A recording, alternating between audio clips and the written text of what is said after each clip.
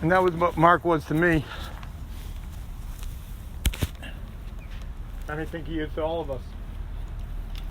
He was a Jewish hero. And he fought a war. And he fought that war until Wednesday. And I was there when he won. What do I mean he fought a war? If you look back at the history books, the Nazis were more interested in destroying the Jewish soul than they were in destroying the Jewish people.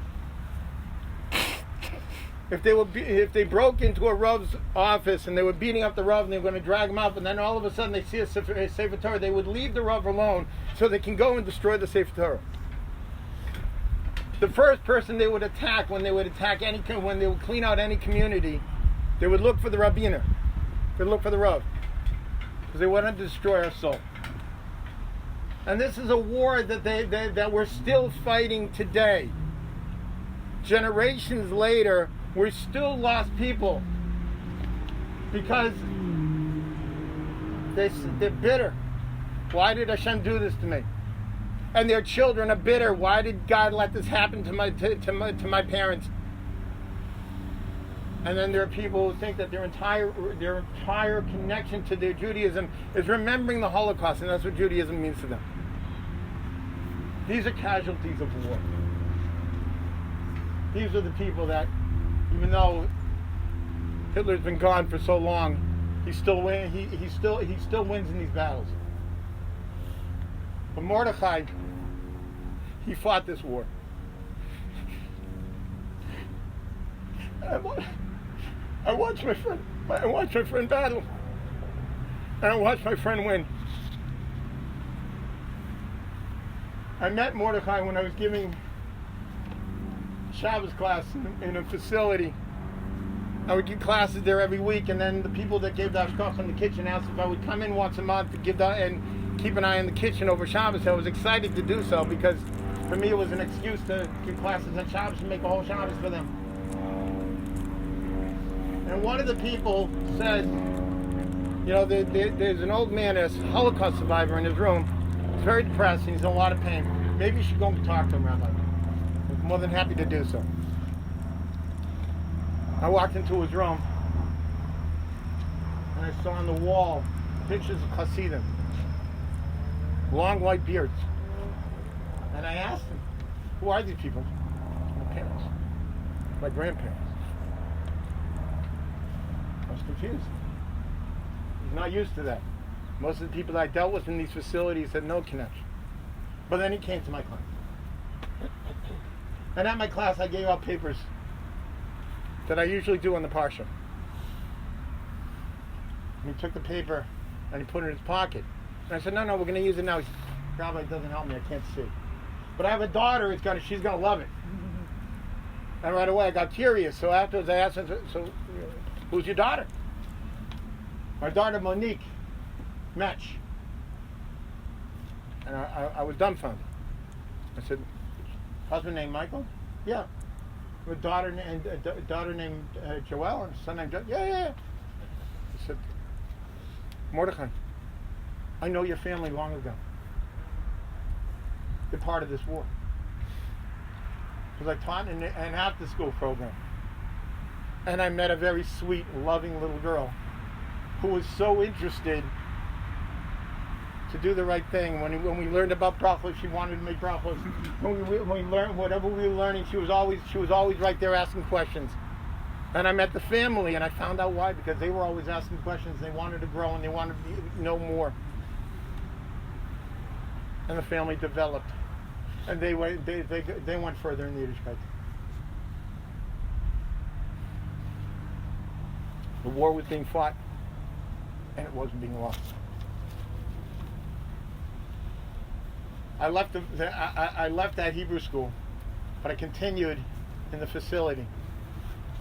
I continued to teach in these facilities. And Mordechai and I became very good friends. I realized something about him. Besides being a very committed Jew, even though he had his questions and he had his anger, he was also very intelligent. I decided to do something different in the facility that I didn't do in the other ones, and I gave a separate class at night for a select few in Pirkei Avos. And Mordachai always made sure to come if he was physically able to do so. But he wouldn't take a sefer. He said, Rabbi, I can't see. So he sat next to me. Actually, he didn't sit next to me. He sat across from me. And the reason I remember he sat across from me is because as I was reading the Mishnah inside, he was saying the Mishnah with me, word for word. And I asked him afterwards, I said, was I dreaming or were you ahead of me 2 words? He said, no. I know Pirkei Avos Baal Peh. I learned it in Cheder in Czechoslovakia. All of Pirkei Avos Baal Peh in Czechoslovakia as a Cheder Yingel. And you know what, Rabbi? I thought I forgot it all. I didn't remember a thing. It just came back to me. And in another class I gave, a regular class during the day, I gave a whole series on Kavod Shabbos. And Mordechai came to that class. He didn't always come if he wasn't up to it. Physically, he was in a lot of pain, but he would come whenever he could. And this time he came. And usually when he came very, very quiet. We'd listen, but he wouldn't say a word. All of a sudden, Mordechai stands up. I'm a little nervous. What's happening? And he turned red in the face. Now I'm getting even more nervous. What's he going to say? And then he starts talking. And he's saying as loud as he can, which wasn't much of a good strength. He said, the more you put into Shabbos, the more you get out of it. I wanted to sit down and take over. You'd probably do a much better job than I could ever do. And he did. He said, I remember as a child, 11 o'clock every Friday afternoon, my mother would make some kind of insignificant meal. And the kids have all heard this because I can't stop telling this story. I can't stop telling this story. I just want to take a break for 1 second and tell you something. My younger daughter, she's on a plane today and she couldn't come. She was very close with Mordechai. She had an assignment in school. She had to interview a Holocaust survivor. And she came to me and said, do you have a survivor? And I said, oh, do I have a survivor? And then I took her on Purim. I took her on Purim and I took her on Yom Kippur to get a bracha. Get a bracha from Mordechai. But Mary told us last night that he had passed away. You would think it was a family member. My wife, my daughters, myself. We were sitting around hysterically crying. We lost him. We lost our inspiration. But that class, he said, the more you put into Shabbos, the more you get out of it. He said his mother would set lunch at 11 o'clock, some insignificant lunch. He said, I don't even remember what it was, but it was always the same thing every Friday. And as soon as lunch was done, my father would pack off all the boys to the mikveh. And while we're standing in line for the mikveh, somebody would come along and cut everybody's nails and throw the nails into the fire. And by the time we got home, he said the house my mother made a metamorphosis, he said, on the house. It didn't look like the same house. There was a fresh starch white tablecloth on the table. Lunch was nowhere to be seen and was gone, whatever was left. There were silver candlesticks, one in honor of every member of the family, and we all went to our rooms to get ready for Shabbos. We came back in time to see my mother light candles. And I think this is the reason, because of this part of the story. It's the reason Mordechai left this world from Yidden, the reason he produced children and grandchildren from Yidden. He said my mother would stand by her candles for over a minute, 5 minutes.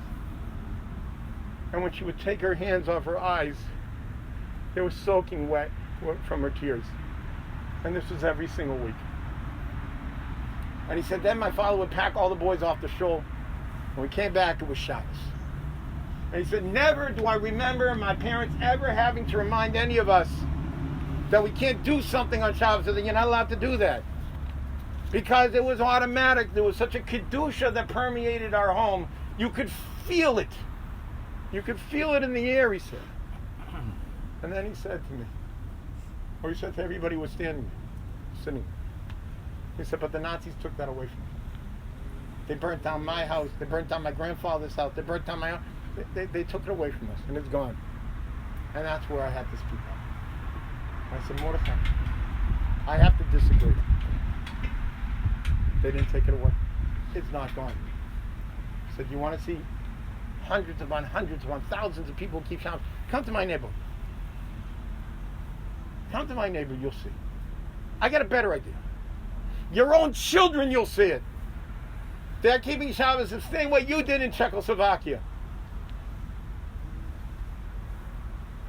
The redness went away from his face. And he smiled. He sat there. Later, he transferred to another facility.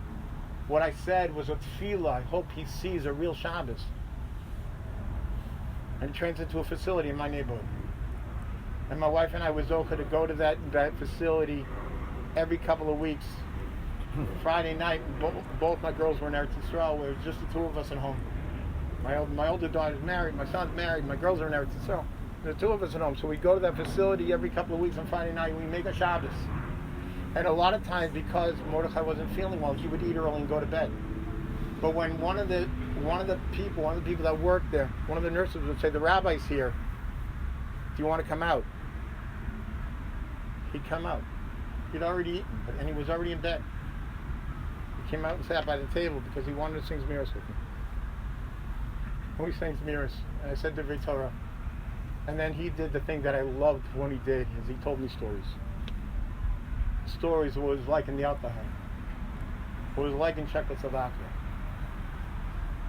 When I talked about before Rosh Hashanah, I talked about the Kia Shofar, and he told me he remembers his grandfather was about to Kia, and he would carry his grandfather's kittel and talis behind him to the mikvah, because before he'd go blow, he'd take off the kittel and talis, leave it there, and then go in the mikvah and come, and he'd give it. Mordechai said he gave it to me, and it was soaking wet from sweat, from the intensity of his daven. While he was at this facility, he became friends and roommates with Yerachmiel, who's sitting right here. And Yerachmiel guided him, and they became very close. And over the time that he was there, I saw another metamorphosis. You talk about somebody keeping mitzvahs and starting to keep mitzvahs again later in life. I come one day, he's wearing yarmulke. The next day, he's wearing tzitzis. He told Yerachmiel, tefillin he can't get himself to do. Why not?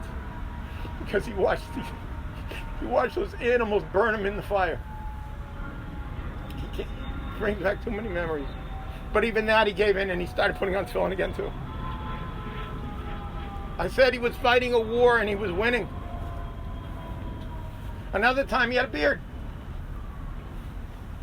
Miriam said, "What's with the beard? Feels my time to go soon. And when I get to the next world, if I don't have a beard, my family's not going to remember me." He tried to daven, but he couldn't read. Couldn't see anymore. And then it was time. Then he moved again, but this time he moved to where he belonged. He went home. What I said to him in the first facility is, you'll see a Shabbos in a Shabbostic community, and you'll see a Shabbos with your own children. Well, Navi ani v'loved Navi ani. I didn't know I was saying anything, and that's exactly what happened. He spent Shabbos in our community for a while, and then he spent Shabbos with his own children. Michael sent me pictures last night. A smile on his face. A smile on his face. Sitting by the Hanukkah neighbors. It's unbelievable. So I saw when he went to visit his family. Went to stay with his family. I couldn't visit anymore. It was right before Corona. But 2 weeks ago, I couldn't take it. I wanted to see my friend. I miss my friend.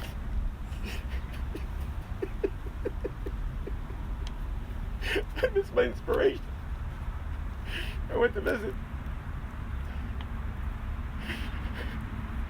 He wasn't talking anymore. Forgetting his words, forgetting how to talk. One word here, 2 words there, yes, no. So I said, I got an idea. He knows Pirkei Avos Baal Peh. Let me come here and make a shiur. I have all this extra time because I can't get into the facilities anymore. Let me make a shiur. We'll learn Pirkei Avos together.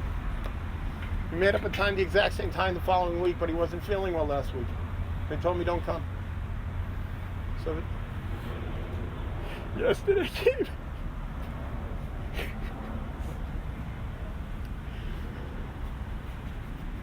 Josh is setting up a table outside. Chairs around it. The whole family sat around the table. Mordachai sitting there. And there's one thing, the first thing that went through my head is, what a schus. I get to learn with 3 generations. 3 generations of dedicated Yidden at the same time. What a schus. And we learned Pirkei Avos for an hour.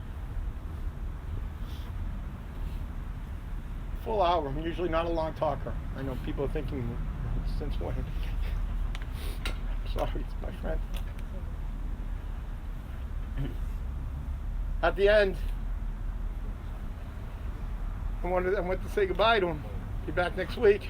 Patted him on the shoulder. Say goodbye. He grabbed my wrist. He kissed my hand. I didn't even realize he was saying goodbye.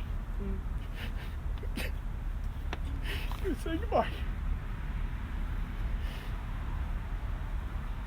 Because after that,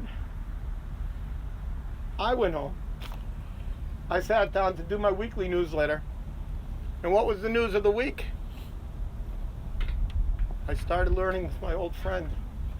And we're going to do this every week, and we're going to have a shiur every week in the house. I stopped. I had to go to Mincha, come back from Mincha, sit down, back to, started writing again. Typing away, my phone rings. It says, Miriam Metch. Pick it up, Miriam, what's going on? Rabbi, you died. Rabbi, no, she didn't say it. She said, Rabbi, he's gone. I didn't get it.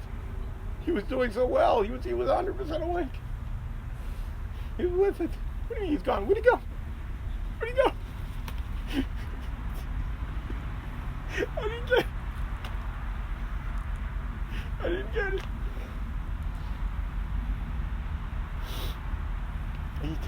And she said, after I finished, they went in, they ate dinner, and she asked him again. She asked him, Papi, did you understand everything the rabbi said? And he said, I understood every word. And then his aide took him out for a walk. He passed away in his chair. Took a deep breath. Mises Neshika. He took a deep breath. He passed away. I told a friend of mine, texted a friend of mine. He said, Ashracha. He got to learn with this man in his last few moments. Thinking back, it was probably I'll someday be able to say it was one of the greatest days of my life. Now it's very hard to say.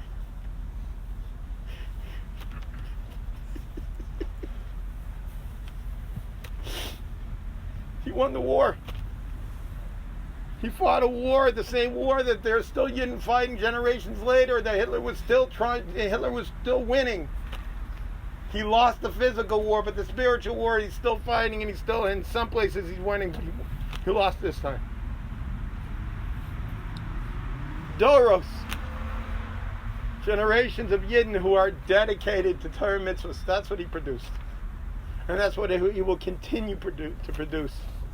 Abios Gold Tzedek.